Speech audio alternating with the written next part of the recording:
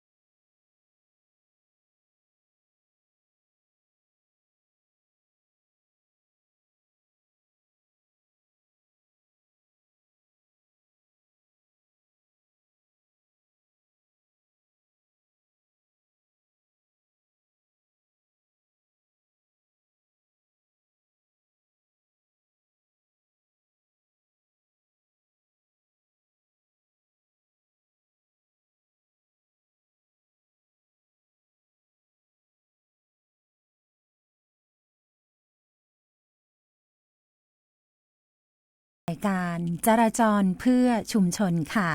ติดตามรับฟังเรื่องราวข่าวสารการจราจรตอนนี้เราก็เสริมเรื่องของความรู้เรื่องเตือนภัยใกล้ตัวให้ด้วยนะคะทุกวันจันทร์ค่ะดิฉันร้อยตำรวจเอกหญิงธัญพร ณ ลำพูนรองสารวัตรฝ่ายอำนวยการ 5 กองบังคับการอำนวยการตำรวจภูธรภาค 5 ทำหน้าที่ผู้ดำเนินรายการนะคะ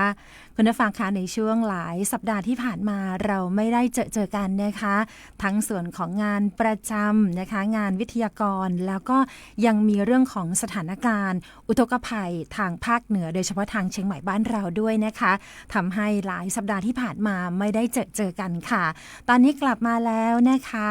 ยังคงมีเรื่องราวดีๆค่ะแล้วก็จะมีเรื่องของการจราจรและข่าวเตือนภัยมาฝากคุณผู้ฟังด้วยนะคะก่อนอื่นต้อง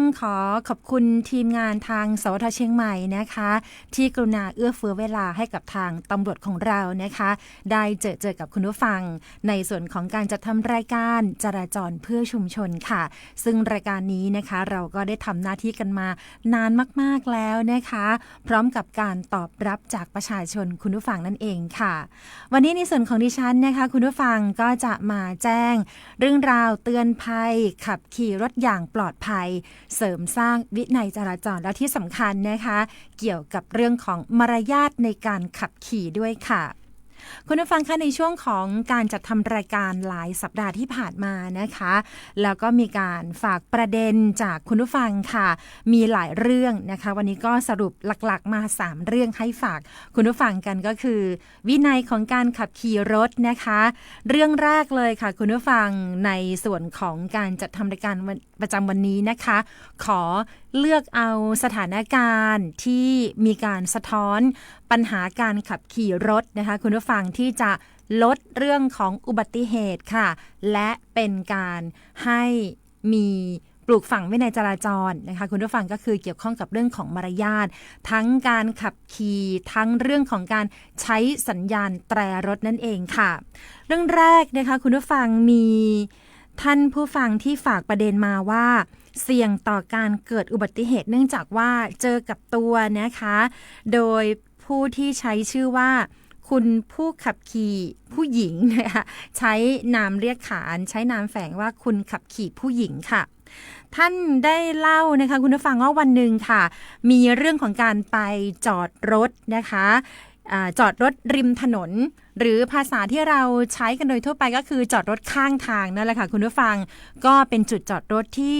ไม่ใช่เป็นบริเวณลานจอดรถ นะคะซึ่งลานจอดรถทั่วไปเนี่ยถ้าหากว่าเราไปใช้บริการตามห้างสรรพสินค้าหรือจุดจอดรถที่เขามีการแบ่งพื้นที่นะคะหมายถึงว่าจุดจอดรถที่เป็นลานจอดรถของรถยนต์นะคะหรือลานจอดรถที่เป็นประเภทของรถเล็กรถจักรยานยนต์ก็มีการจัดแบ่งลานจอดรถแบบนี้ค่ะแต่ลักษณะของคุณผู้ขับขี่หญิงท่านนี้นะคะไม่ได้เป็นการใช้บริการที่ดิฉันได้เรียนไปค่ะก็คือไปจอดรถริมถนนเนี่ยแหละค่ะแต่บังเอิญว่าตอนจอดรถเห็นบอกว่าตอนจอดครั้งแรกเนี่ยไม่มีรถจักรยานยนต์มาจอดปิดท้ายหรือไม่มีรถจักรยานยนต์ไปจอดชิดกับด้านหน้ารถยนต์ของตัวเองค่ะทีนี้พอทำธุระเสร็จนะคะก็เป็นช่วงเวลาค่อนข้างที่จะเย็นหรือว่าแสงสว่างไม่ค่อยเพียงพอออกจากมืดๆนี่แหละค่ะคุณผู้ฟังก็เลยเปิดรถนะคะคุณผู้ฟังเปิดรถยนต์ของตัวเองขึ้นไปบนรถค่ะจังหวะที่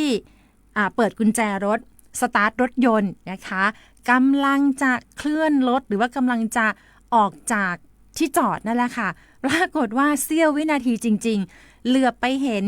ท้ายรถจักรยานยนต์จอดชิดทางด้านหน้านะคะเหมือนกับแทบจะไม่เว้นระยะห่างให้ค่ะก็บอกว่าเกือบจะไปชนรถจักรยานยนต์ที่จอดคันข้างหน้าแล้วนะคะคุณผู้ฟังจังหวะที่โชคดีหันไปเจอพอดีค่ะก็ลงจากรถไปแล้วก็ถามหาเจ้าของรถจักรยานยนต์คันนั้นนะคะว่าใครเป็นเจ้าของรถค่ะเพราะว่าไปจอดชิดกับรถยนต์ของท่านผู้ที่แจ้งเข้ามานะคะเฉียดฉิวเกือบจะชนกันค่ะก็เลยนำมาเป็นประเด็นที่จะฝากคุณผู้ฟังไว้ด้วยนะคะทั้งคนที่ขับรถยนต์เองนะคะกรณีที่จอดรถริมถนนหรือจอดรถข้างทางแบบนี้ก่อนที่จะสตาร์ทรถนะคะคุณผู้ฟังสังเกตนิดนึงว่าหน้ารถของเราหรือท้ายรถของเรามีอะไรที่ชิดกับรถของเราหรือเปล่านะคะอาจจะทำให้เกิดอุบัติเหตุแบบนี้ได้ค่ะนี่ก็เป็นเรื่องที่ฝากไว้เรื่องแรกนะคะเรื่องต่อมาเรื่องที่2ค่ะคุณผู้ฟังท่านผู้ใช้รถใช้ถนนฝากประเด็นมาเหมือนกันว่ารถยนต์รถทุกประเภทนะคะเวลาที่จะขับผ่านบริเวณจุดที่เป็นรางรถไฟค่ะระมัดระวังด้วยนะคะว่าอย่าขับตามท้ายรถคันหน้าจนเกินไปนะคะบางครั้งบางทีรถคันหน้าเขาขับผ่านไปแล้วพ้นจากรางรถไฟไปแล้วนะคะคุณผู้ฟังแต่รถคันที่ขับตามมาไม่เว้นระยะห่างหรือเร่งรีบจนเกินไปนะคะพอถึงระยะที่รถคันข้างหน้าเขาหยุดแล้วนะคะตัวเองไม่พ้นรางรถไฟแล้วก็ไปหยุดคาตรงนั้นอันตรายมากๆค่ะเรียกว่าไปข้างหน้าก็ไม่ได้ถอยหลังก็ไม่ได้เพราะมีรถจอดนะคะมีรถที่ขับรถตามท้ายตัวเองมาค่ะดังนั้นต้องฝากไว้นะคะว่าจะขับรถผ่านบริเวณที่เป็นทางข้ามรถไฟค่ะอย่าเร่งรีบจนเกินไปอย่าขับจี้ท้ายรถคันข้างหน้าเว้นระยะห่างว่าเมื่อเราหยุดรถแล้วเนี่ยไม่ไปหยุดคล่อมรางรถไฟนะคะฝากไว้เรื่องของความปลอดภัยด้วยค่ะมาเรื่องที่3นะคะที่วันนี้คัดมาเรื่องเด็ดๆทั้งนั้นเลยเกี่ยวกับห้องเหลืองกับความปลอดภัยแล้วก็เสริมสร้างวินัยจราจรนะคะอีกหนึ่งเรื่องค่ะเราพูดคุยเป็นประจำเลยนะคะอย่างกรณีที่เราจะขับรถผ่านย่านชุมชนนะคะดิฉันได้เน้นย้ำอยู่เสมอเลยของการจัดรายการว่าพอพูดถึงคำว่าชุมชนต้องหมายถึงบริเวณที่มีคนจำนวนมากนะคะยิ่งถ้าบริเวณนั้นเป็นจุดที่จะมีคนข้ามถนนมีทั้งสัญญาณไฟทางข้ามหรือมีทางม้าลายนะคะคุณผู้ฟังสิ่งที่เราจะต้องทำก็คือให้ตระหนักไว้ก่อนเลยว่าจะถึงบริเวณดังกล่าวต้องชะลอความเร็วนะคะแล้วก็หยุดรถให้คนข้ามถนนด้วยค่ะไม่ว่าจะเป็นการหยุดรถให้คนข้ามถนนหน้าโรงเรียนนะคะหน้าโรงพยาบาลใกล้กับตลาดสดนะคะหรือในจุดที่มีการใช้รถใช้ถนนค่ะคุณผู้ฟังตรงนี้นะคะหมายถึงว่าจุดที่มีเจ้าหน้าที่กำลังทำถนนหนทางซ่อมทางอยู่เนี่ยแหละค่ะยิ่งช่วงนี้นะคะก็จะเห็นได้ว่ารถของเจ้าหน้าที่ที่เป็นรถเครื่องมือขนาดใหญ่นะคะจะมีการหยุดจอดนะคะแล้วก็ใช้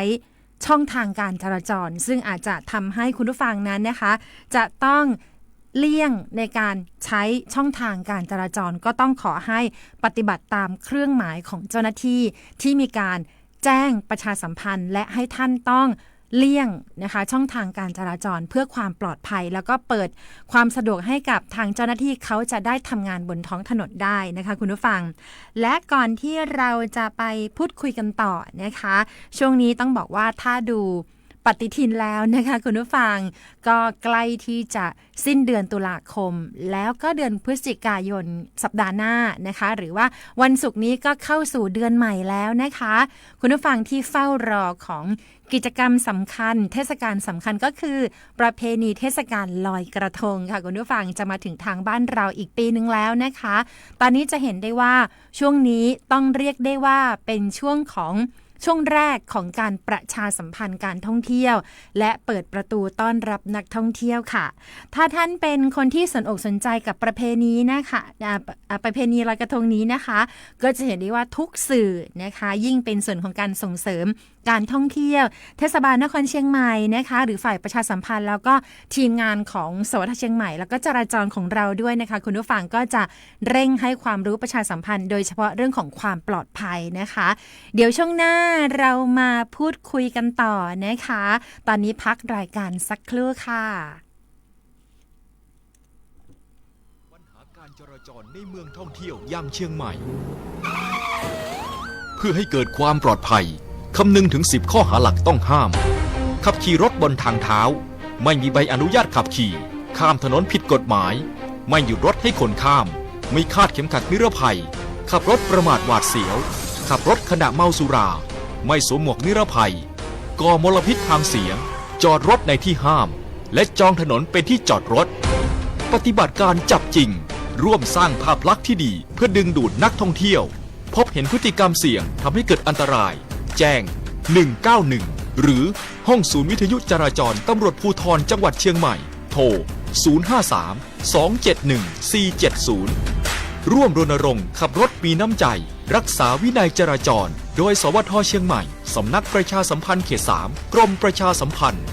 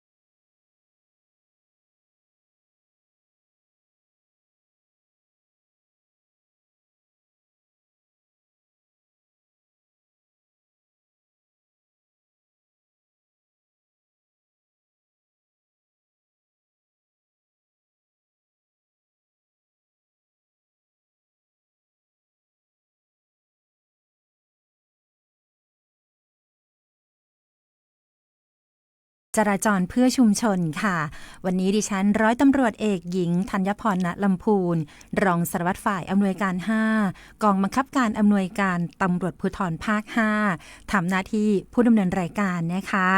ขอทักทายท่านผู้ฟังนะคะที่กรุณาติดตามชมผ่านทางไลฟ์สดของสวทเชียงใหม่ PRD ค่ะคุณพระเครื่องทั่วไทยนะคะส่งช่อดอกไม้มาให้เรานะคะขอบคุณมากค่ะคุณสิริพรนะคะส่งหัวใจมานะคะมินิฮาร์ทมาด้วยขอบคุณแล้วก็ส่งหัวใจน้อยๆกลับไปให้เช่นเดียวกันค่ะขอบคุณคุณจัญญานะคะทักทายพิมพ์ข้อความมาสวัสดีทางทีมงานของเราและดิฉันก็สวัสดีเช่นเดียวกันนะคะขอบคุณทุกท่านค่ะที่กรุณาทักทายเข้ามาทางคอมเมนต์นะคะแล้วก็กดไลค์กดแชร์กับรายการจราจรเพื่อชุมชนของเราให้ด้วยนะคะเพื่อที่จะให้เสียงนี้นะคะเป็นเสียงที่สะท้อนถึงปัญหาของการจราจรและขณะเดียวกันนะคะเราก็จะทำให้คุณผู้ฟังนะคะได้เป็นเพื่อนกันผ่านทางสื่อออนไลน์สื่อโซเชียลรับประโยชน์ความรู้ไปด้วยกันค่ะคุณผู้ฟังคะแล้วช่วงนี้นะคะวิทยากรรับเชิญเราเจอกันเป็นประจำค่ะทางสื่อออนไลน์โทรศัพท์ของเรานะคะพันตำรวจโทสุภาพจันทเวียงสารวัตรจราจรจากกลุ่มงานจราจรตำรวจภูธรจังหวัดเชียงใหม่ค่ะสวัสดีค่ะสวัสดีค่ะสวัสดีครับดีเจสวัสดีครับทุกท่านครับค่ะวันนี้เจอกันในช่วงเย็นวันจันทร์นะคะครับกองตู่ครับผมวันจันทร์ครับผมเป็นวันสัปดาห์แรกของการเปิดหลายโรงเรียนก็เปิดไปสัปดาห์แล้วครับหลายโรงเรียนก็ยังเปิดสัปดาห์นี้นะครับก็ถือว่าเป็นสัปดาห์นี้เป็นสัปดาห์ที่มีการเปิดการเรียนการสอนของสถานศึกษาต่างๆน่าจะครบ 100% ทุกที่ครับผมค่ะการจราจรในช่วงสัปดาห์แรกของเทอมที่ 2เป็นอย่างไรบ้างคะครับช่วงนี้นะครับขออนุญาตรายงานสภาพการจราจรแบบเป็นทางหน่อยนะครับการจราจรบนถนนมหิดลเมื่อสักครู่มาทางจร.1ออกตรวจสภาพการจราจรพื้นที่ไปพบรถจอดเสียบนถนนมหิดลนะครับขาเข้านะครับบนทางข้ามรถไฟนะครับตอนนี้จราจรเข้าไปจัดการจราจรแล้วก็รถชุดสามารถแก้ไขได้แล้วก็เคลื่อนย้ายออกไปทำให้มีรถสะสมขาเข้านะครับทางลำจันทร์เข้ามาทางมหิดลนะครับตอนนี้รถยังสะสมนะตกค้างเมื่อสักครู่นะครับมีรถเสียนะครับขาเข้าโดยมหิดลนะครับช่วงนี้มหิดลขาเข้ามีรถสะสมท้ายอยู่เกือบถึงแยกสีบุ้งเงินนะครับแล้วก็ส่วนขาออกมหิดลก็เริ่มสะสมยาวแล้วนะครับท้ายอยู่ประมาณต่างระดับหนองหอยนะครับชะลอตัวก็คือทางข้ามรถไฟนะครับก็น่าจะเป็นหน้าโรงเรียนวารีนะครับช่วงนี้มีการจราจรหนาแน่นนะครับผมแล้วมาที่บริเวณแยกสนามบินช่วงนี้เนี่ยปริมาณรถไม่หนาแน่นนะครับยังเคลื่อนตัวได้ตามจังหวะที่นำไปนะครับผมวันที่ถนนบุญเรืองฤทธิ์นะครับหน้าโรงเรียนวัฒโนช่วงนี้วันนี้โรงเรียนวัฒโนเปิดเทอมวันแรกนะครับการจราจรหน้าโรงเรียนช่วงนี้เนี่ยรถเคลื่อนตัวช้านะครับเริ่มมีรถสะสมนะครับกำลังเลิกเรียนนะครับส่วนด้านในถนนอารักษ์นะครับก็มีรถสะสมเช่นเดียวกันนะครับก็จะได้รับผลกระทบเรื่องของรถที่รับส่งด้วยแล้วก็เด็กที่กระเดินข้ามถนนด้วยนะครับรถสะสมนะครับแล้วมาที่ถนนสุเทพนะครับหน้าโรงพยาบาลมหาราชในช่วงนี้นี่มีรถชะลอตัวนะครับขาขึ้นนะครับจากประตูสันดอกขึ้นไปเนี่ยท้ายแถวก็ยาวลิติกนะครับมีชะลอตัวนะครับจนถึงแยกสิริบังคลาจารย์นะครับก็ส่วนขาลงนะครับถือว่าคล่องตัวนะครับขาลงตั้งแต่แยกต้นพยอมก็คล่องตัวนะครับพอเลยแยกสิริขึ้นไปนะครับต้นพยอมก็ถือว่าเคลื่อนตัวได้ดีนะครับไม่มีรถสะสมนะครับมาที่ถนนนิมานเหมินนะครับนิมานเหมินช่วงนี้เนี่ยปริมาณรถหนาแน่นนะครับทางเจ้าที่ตำรวจจราจรประจำจุดแยกริมคำช่วงนี้บังคับไฟเร่งระบายให้นะครับช่วงนี้ขาออกนิมานเหมินรถหนาแน่นรวมทั้งย่านห้วยแก้วด้วยนะครับปริมาณรถขาขึ้นนะครับเริ่มสะสมนะครับส่วนสายคันคลองนะครับตลอดสายนะครับทุกแยกตอนนี้แจ้งปริมาณรถเคลื่อนตัวได้ดีนะครับรถไม่มากนะครับจราจรบังคับไฟเร่งระบายให้นะครับทุกแยกนะครับสายคันคลองนะครับมาที่ แยกกวางสิงห์นะครับช่วงนี้เน้นระบายเรื่องของรถขาออกเมืองนะครับสลับกับขาเข้าเมืองนะครับบางท่านก็อาจจะเข้ามารับหลานและที่กำลังเลิกเรียนด้วยนะครับส่วนขาออกเมืองนี่ท้ายแถวยาวนะครับจราจรที่แยกกวางสิงห์กำลังเร่งระบายให้นะครับรวมทั้งบริเวณสี่แยกมอรัชพัฒน์ด้วยนะครับเป็นจุดที่เกี่ยวพันต่อเนื่องในการระบายรถออกจากด้านในคูเมืองนะครับจุดสะสมของรถนะครับช่วงนี้ที่มีจุดก่อสร้างที่บริเวณทั้งบริเวณหน้าวัดลูกโมลีด้วยนะครับตัวนี้เนี่ยถนนมณีนพรัตน์นะครับจัดแจงแถวรินขึ้นมาเนี่ยมีรถสะสมนะครับท้ายแถวยาวแล้วก็อีกส่วนหนึ่งก็คือมณีนพรัตน์เช่นเดียวกันนะครับจุดก่อนถึงแยกศรีภูมินะครับจุดแยกศรีภูมิก็มีการขุดท่อร้อยสายนะครับก็ทำให้รถสะสมท้ายแถวยาวนะครับมาที่แยกฟ้าห้ามนะครับฟ้าห้ามในพื้นที่รับผิดชอบผมเองเนี่ยนะครับปริมาณรถจะหนาแน่นนะครับโดยเฉพาะขาออกนะครับรถที่มาจากไม่ว่าจากหัวสลีรวมทั้งมาจากด้านที่มาจากสามเด็กทางลอดสามเด็กซุปเปอร์เวย์ด้วยนะครับจุดนี้ปริมาณรถเยอะนะครับรถสะสมนะครับแล้วก็ส่วนขาเข้าในครอบครัวนะครับยังเคลื่อนตัวได้ดีนะครับไปที่แยกกรมโชคนะครับก็รับรถจากแยกฟ้าห้ามเร่งระบายขาออกนะครับวันนี้ก็บริเวณหน้าตลาดรมโชคก็มีตลาดด้วยนะครับตลาดเย็นนะครับก็ขับรถขับปลาผ่านหน้าตลาดก็ใช้ความระมัดระวังไว้ด้วยนะครับก็จะมีคนข้ามถนนด้วยนะครับจุดนั้นนะครับมาที่แยกศาลเด็กนะครับช่วงนี้ศาลเด็กก็เน้นระบายแก้วนวรัตน์ขาออกเป็นหลักเลยนะครับช่วงนี้ทั้งเวียนปิ้นดารากำลังเลิกเรียนนะครับมีปริมาณรถมากก็เน้นระบายขาออกนะครับแล้วก็จะประสานไปยังทางแยกแม่คาวนะครับซึ่งเป็นพื้นที่รับผิดชอบของสพ.สันทรายนะครับก็มีเจ้าที่จราจรบังคับไฟเร่งระบายต่อเนื่องไปจากศาลเด็กเข้าไปนะครับถ้าศาลเด็กไม่มีแม่คาวนี่ก็เหนื่อยหน่อยในการจะส่งรถออกไปนะครับเพราะว่าแยกศาลเด็กเองรถเยอะนะครับถ้าส่งไปเยอะๆแล้วแม่คาวไม่รับเนี่ยก็อาจทำให้เกิดการติดขัดบริเวณแยกศาลเด็กได้นะครับจุดนี้ก็สำคัญนะครับจุดนี้ประสานกันในการเร่งระบายให้นะครับศาลเด็กขาเข้าหรือว่ายัง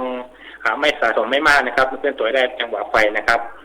ตอนนี้ยังไม่รับแจ้งเรื่องของอุบัติเหตุในพื้นที่นะครับที่จะกีดขวางการจราจรยังไม่มีนะครับใช้เส้นทางได้ตามปกตินะครับถนนเจริญเมืองก็เช่นเดียวกันเน้นขาออกนะครับช่วงนี้ระบายออกส่วนขาเข้าก็มีสะสมบ้างนะครับถนนเจริญเมืองนะครับเบื้องต้นขอรายงานสภาพการจราจรประมาณนี้ก่อนครับผมค่ะสวัสดีมีคำถามจากท่านผู้ฟังที่ส่งเข้ามาผ่านทางไลฟ์สดของเรานะคะตอนนี้สวัสดีได้ยินเสียงครับได้ยินครับได้ยินครับผมชัดเจนครับค่ะมีคำถามจากคุณวินนะคะก็ฝากประเด็นมาว่ากรณีที่มีนักท่องเที่ยวค่ะโดนใบสั่ง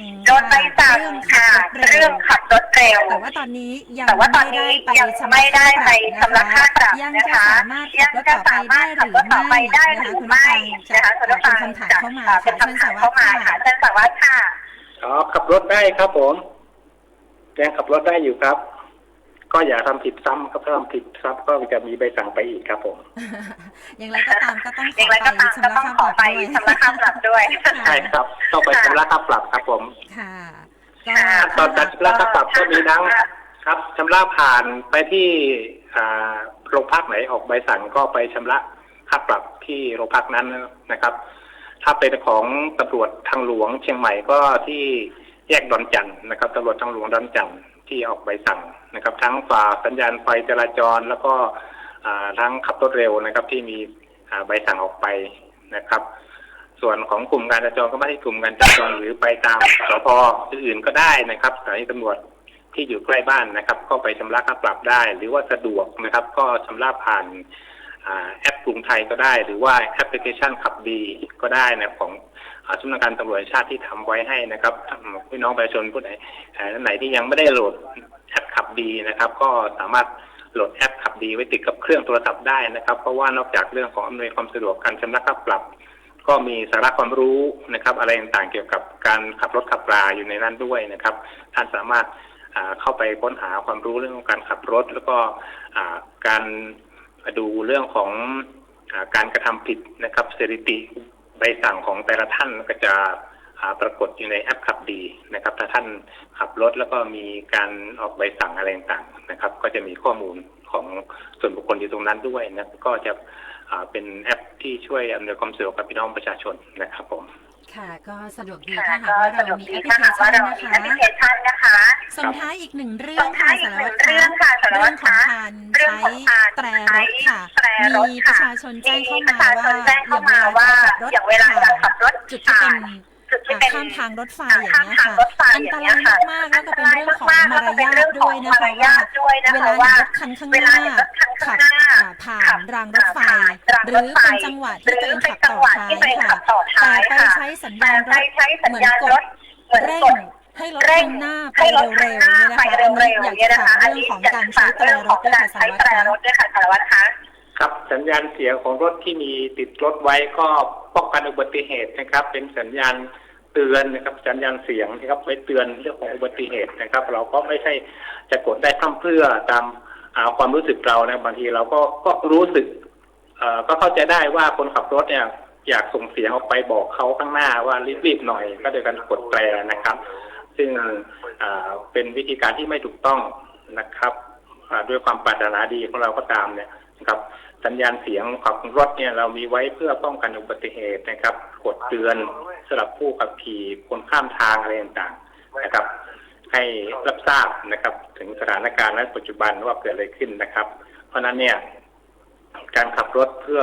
อาจจะกดแตรพร่ำเพรื่อเนี่ยไม่แนะนำให้ใช้นะครับผม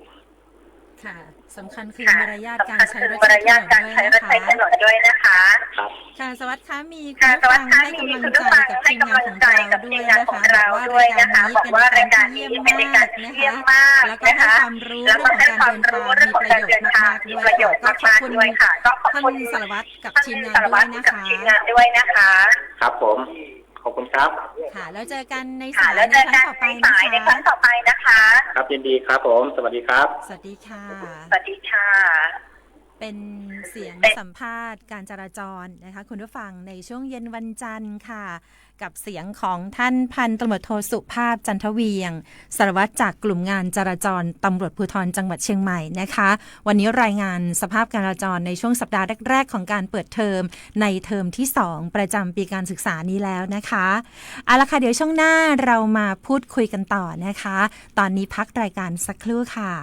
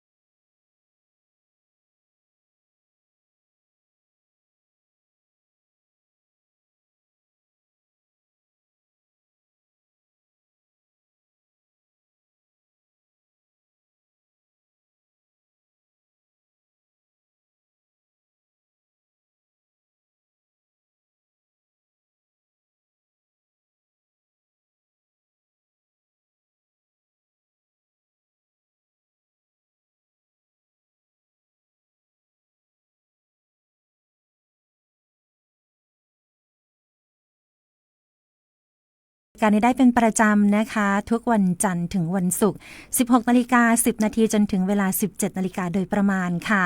และทุกวันจันทร์ดิฉันร้อยตำรวจเอกหญิงธัญพร ณ ลำพูนทำหน้าที่ผู้ดำเนินรายการนะคะขออ่านคอมเมนต์จากคุณผู้ฟังที่กรุณาส่งข้อความมาผ่านทางไลฟ์สดของสวทเชียงใหม่ PRD ด้วยนะคะคุณพงศักดิ์สันติธารายนค่ะก็พิมพ์ข้อความสวัสดีวันจันทร์นะคะแล้วก็ส่งสติกเกอร์น่ารักมาให้ด้วยทีมงานได้รับแล้วนะคะขอบคุณมากค่ะและคำถามจากคุณวินนะคะสักครู่นี้สารวัตรนะคะที่ได้ออนไลน์นะคะรายงานสภาพการจราจรสารวัตรสุภาพก็ตอบคำถามไปให้เรียบร้อยแล้วขอบคุณสำหรับคำถามด้วยค่ะและขอบคุณคุณสายันนะคะที่ส่งกำลังใจแล้วก็บอกว่ารายการของเราเป็นรายการที่เยี่ยมมากนะคะมีความรู้เกี่ยวกับการเดินทางแล้วก็มีประโยชน์ด้วยค่ะทีมงานของเราทุกคนนะคะได้รับทุกกำลังใจทุกข้อความด้วยค่ะกลับมาในส่วนของสาระความรู้ในช่วงนี้กันต่อนะคะคุณผู้ฟังต้องบอกไว้เลยว่าถ้าดูปฏิทินนะคะใกล้เทศกาลลอยกระทงประจำปี 2567 จะมาถึงแล้วนะคะถ้าท่านเป็นกลุ่มของคนที่มีเกี่ยวกับการต้อนรับนักท่องเที่ยวนะคะไม่ว่าจะเป็นในส่วนของการต้อนรับเป็นมัคคุเทศก์เป็นไกด์นำเที่ยวนะคะหรือคุณพ่อคุณแม่นะคะที่เป็นพ่อค้าแม่ค้าเตรียมที่จะจัดของขายนะคะให้แก่นักท่องเที่ยวในช่วงเทศกาลลอยกระทงแบบนี้นะคะต้องบอกไว้เลยว่าในส่วนของการประชาสัมพันธ์เนิ่นๆเลยนะคะว่าการเปิดประตูต้อนรับนักท่องเที่ยวค่ะเราต้องเตรียมการที่จะทำให้เขามาแล้วเนี่ยต้องได้รับความสุขนะคะทั้งมีความสุขทั้งการสุขกายสุขใจกลับไปแล้วก็ครั้งต่อไปปีต่อไปจะได้อยากจะกลับมาเที่ยวในลอยกระทงเชียงใหม่กันอีกนะคะวันนี้ก็เลยขอหยิบยกประเด็นเรื่องเตือนภัยดีกว่านะคะเนื่องจากว่าเราเป็นรายการของรายการจราจรเพื่อชุมชนค่ะแล้วก็เป็นทีมงานตำรวจนะคะมาพูดคุยกับท่านผู้ฟังแน่นอนว่าเราต้องแจ้งเรื่องของการป้องกันอุบัติเหตุการจราจรที่จะมาควบคู่กับเทศกาลลอยกระทงนะคะจริงๆแล้วตลอด365วันเนี่ยเราพูดคุยกันได้จริงๆค่ะว่าขับขี่รถปลอดภัยช่วยกันลดอุบัติเหตุการจราจรดีกว่านะคะแต่พอมาถึงเทศกาลใดเทศกาลหนึ่งนะคะคุณผู้ฟังยิ่งเป็นวันพีคๆนะคะเป็นจุดไฮไลท์ของการจัดงานค่ะก็มักจะมีอุบัติเหตุเกิดขึ้นค่ะดิฉันก็เลยนำข้อมูลของทางสถาบันแพทย์ฉุกเฉินนะคะคุณผู้ฟังได้เปิดเผยตัวเลขเกี่ยวกับการรับแจ้งอุบัติเหตุจากอุบัติเหตุจราจรนะคะในช่วงของปีที่แล้วก็คือปี 2566 กับช่วงเทศกาลลอยกระทงเนี่ยแหละค่ะจากการเปิดเผยข้อมูลของสถาบันแพทย์ฉุกเฉินเผยสถิติอุบัติเหตุจราจรในช่วงลอยกระทงนะคะจากการรับแจ้งผ่านทางศูนย์1669ผ่านทางศูนย์1669เจ้าหน้าที่ก็ยังบอกว่าสถิติอุบัติเหตุจราจรการรับแจ้งจากประชาชนเนี่ยแหละค่ะยังครองแชมป์ของการโทรเข้าไปที่ศูนย์1669นะคะคุณผู้ฟังคะในเทศกาลลอยกระทงของปีที่ผ่านมาแล้วก็ปีนี้ค่ะแน่นอนว่ายังเป็นอีกหนึ่งเทศกาลหนึ่งกิจกรรมสำคัญนะคะที่ประชาชนต่างเฝ้ารอค่ะจะไปเที่ยวให้สนุกให้ปลอดภัยนะคะต้องฝากถึงข้อเตือนภัยทั้งทางตำรวจของเราก็ต้องบอกว่าจะมีการตั้งจุดตรวจจุดสกัดแล้วก็ให้ความรู้ผ่านทุกสื่อก่อนที่จะถึงเทศกาลสำคัญแบบนี้นะคะคุณผู้ฟังคะตัวเลขจากทางสถาบันการแพทย์ฉุกเฉินแห่งชาตินะคะได้มีการเปิดเผยสถิติย้อนหลัง5ปีค่ะว่าเมื่อมีประชาชนนะคะโทรศัพท์เข้าไปแจ้งเหตุผ่านสายด่วน1669สายด่วน1669นะคะยังคงพบว่าในกลุ่มอาการอุบัติเหตุจราจรค่ะก็ยังเป็นกลุ่มของประเภทที่โทรศัพท์เข้าไปขอความช่วยเหลือในช่วงของเทศกาลลอยกระทงนะคะคุณผู้ฟังถ้า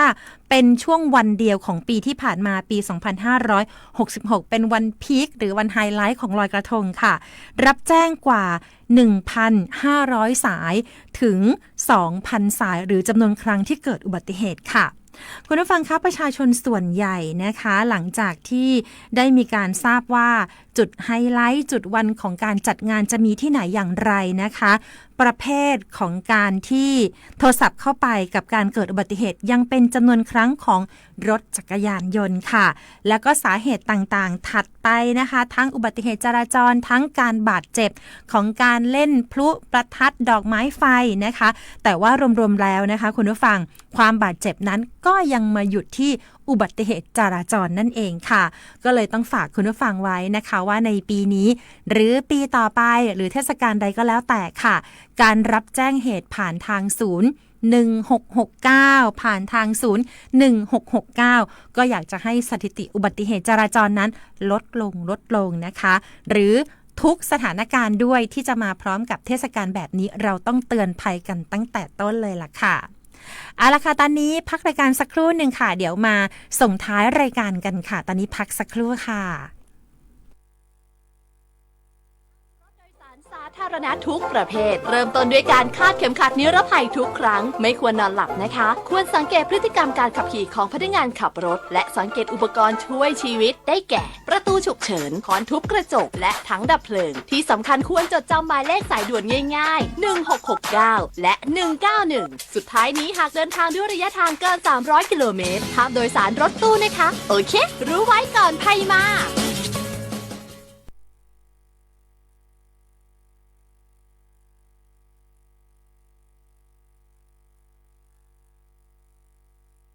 เคล็ดลับในการนั่งรถโดยสารสาธารณะทุกประเภทเริ่มต้นด้วยการคาดเข็มขัด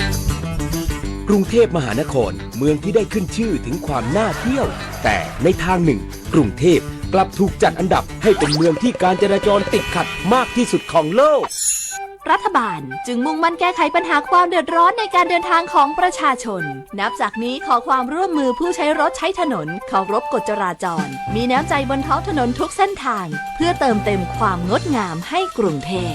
พบปัญหาการจราจรโทร1197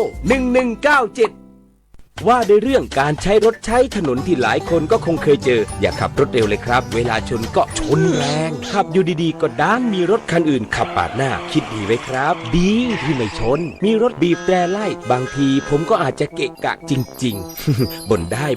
แต่ก็ใจเย็นไว้ครับตรงไหนมีป้ายห้ามขับเร็วก็แค่ผ่อนคันเร่งรักษากฎจราจรปลอดภัยไว้ก่อนความคิดดีจังหนูชอบ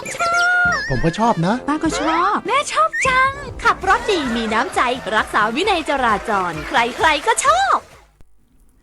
มาถึงช่วงท้ายรายการจราจรเพื่อชุมชนนะคะฝากไว้ท้ายรายการค่ะใช้รถใช้ถนนอย่างปลอดภัยเสริมสร้างวินัยจราจรนะคะมีน้ำใจให้กับเพื่อนร่วมทางค่ะแล้วก็ที่สำคัญก็คือเราต้องมีจิตสำนึกที่ดีนะคะเรื่องการใช้รถใช้ถนนอย่างปลอดภัยค่ะและอีกหนึ่งเรื่องฝากไว้ในช่วงนี้นะคะสำหรับท่านผู้ฟังหรือใครก็ตามนะคะตอนนี้ถ้าหากว่าเป็นคนที่จะต้องไปแจ้งความกับเจ้าหน้าที่นะคะเกี่ยวกับคดี The Icon Group เนี่ยแหละค่ะคุณผู้ฟังท่านสามารถนำ3เอกสารหลักฐานที่ต้องเตรียมไปแจ้งความนะคะก็คือ 1. หลักฐานการโอนเงินที่ได้จากธนาคารหมายถึง statement นะคะคุณผู้ฟังหลักฐานอันที่2คือหน้าจอการสนทนาผ่านทางแอปพลิเคชันต่างๆแคปหน้าจอแล้วก็ส่งเป็นหลักฐานได้ค่ะและหลักฐานที่3นะคะก็คือหลักฐานของสื่อโฆษณาชวนเชื่ออันเป็นเหตุให้ท่านนำเงินไปลงทุนนะคะสำหรับท่านที่ได้รับความเสียหายใดๆค่ะไปแจ้งความได้ที่สถานีตำรวจนครบาลสถานีตำรวจภูธรหรือศูนย์ที่ใกล้และสะดวกที่สุดค่ะทั้งนี้สอบถามไปโดยตรงนะคะที่สายด่วนของสำนักงานตำรวจแห่งชาติ1599ต้องบอกว่า1599เท่านั้นนะคะระวังจะเป็นมิจฉาชีพค่ะถ้าท่านเป็นผู้เสียหายหรือข้องใจในส่วนนี้โทรศัพท์สอบถามโดยตรงที่1599สายด่วนของสำนักงานตำรวจแห่งชาติค่ะวันนี้หมดเวลาแล้วนะคะกับรายการจราจรเพื่อชุมชนค่ะขอบคุณสำหรับการติดตามรับฟังนะคะขอบคุณทีมงานสวทเชียงใหม่ค่ะขอบคุณพี่เก่งและน้องๆฝึกงานควบคุมเสียงให้ด้วยค่ะดิฉันร้อยตำรวจเอกหญิงธัญพร ณ ลำพูนนำรายการลาไปก่อนนะคะพบกันใหม่ในครั้งต่อไปสวัสดีค่ะ